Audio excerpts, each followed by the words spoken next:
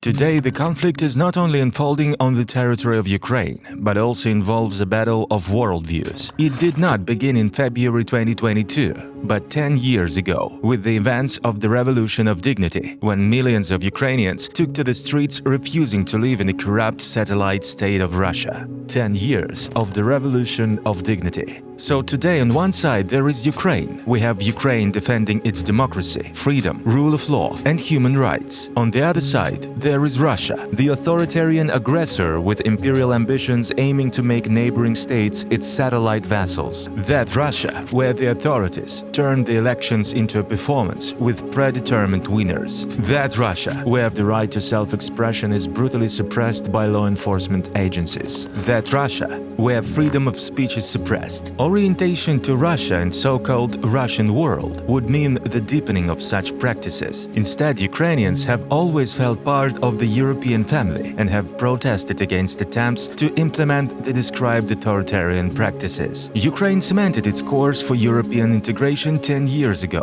during the Revolution of Dignity. Let's remember how it was. Autumn 2013. Ukraine was preparing to conclude the long-awaited historical association agreement with the European Union that was supposed to facilitate the transition to European standards across various spheres of life in the country. But on the eve of the signing, then President of Ukraine Viktor Yanukovych secretly meets with Vladimir Putin in Sochi. On November 21st, Yanukovych's government abruptly refused to sign the long-awaited agreement on deepened ties with the EU. In response to this, opinion leaders call on people to go out to protest. In just a few hours, around 1,500 people gathered on the main square of Kyiv, Maidan Nezalezhnosti, the Independence Square. The pro-Russian ruling elite attempted to suppress the protest. The district court of Kyiv banned the installation of tents, kiosks, canopies in the center of Kyiv. But the ban backfired. In the following days, protests erupted all over the country. In Kharkiv, Lviv, Luhansk, Vinnytsia,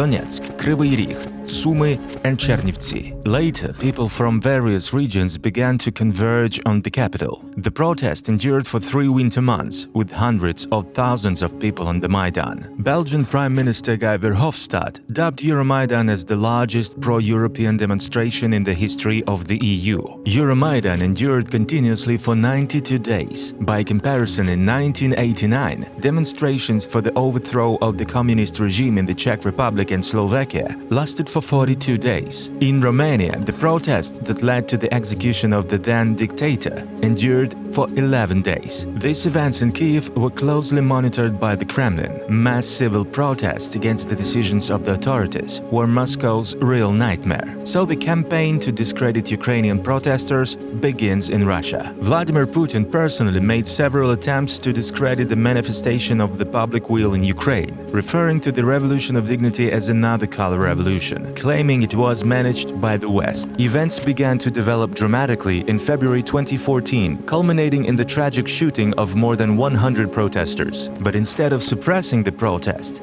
this stirred it up even more. On the 22nd of February 2014, then President Yanukovych fled to Russia via Crimea. He has remained there to this day. In response, Russia decided to act aggressively. Over the next several weeks, Russia annexed Crimea and began the occupation of the Ukrainian Donbas region. The aggressor's goal was to create an open wound in the body of Ukraine in the form of a low-intensity war, aiming to hinder the country's progress towards development and European integration. Despite all attempts to prevent it, the Revolution of Dignity solidified Ukraine's commitment to integration into the European Union. Ukraine has systematically implemented European reforms over the past 10 years. The judicial reform has begun. The anti-corruption regulations have been significantly strengthening along with the creation of a system of anti-corruption bodies from scratch. There have been changes in the electoral legislation aimed at expanding the access of new politicians to the formation of new policies. The regulations of political parties' funding has been changed to minimize oligarchic influence on parliamentary decisions. The decentralization reform provided municipalities with more powers and budgets,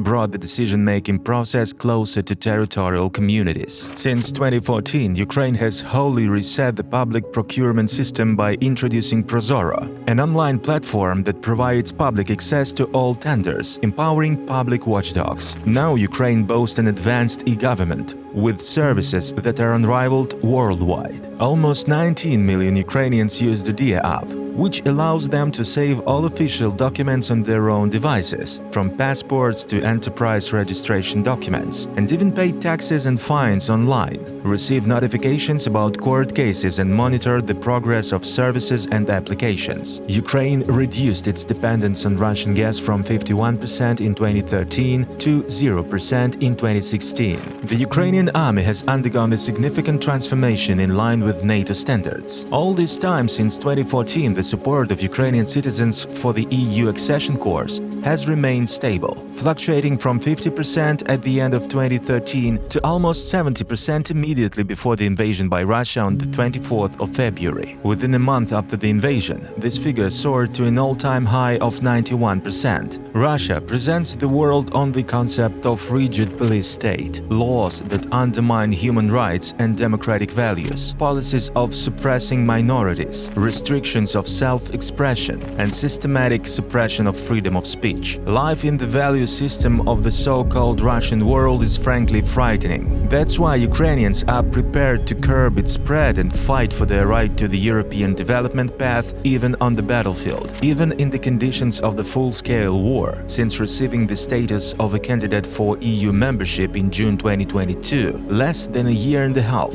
Ukraine has made significant progress in fulfilling recommendations of the European Commission on strengthening the rule of law and fighting corruption. This progress has led the European Commission to recommend the EU member states' leaders to open accession negotiations with Ukraine, for the sake of a joint, peaceful and prosperous future for the entire European continent.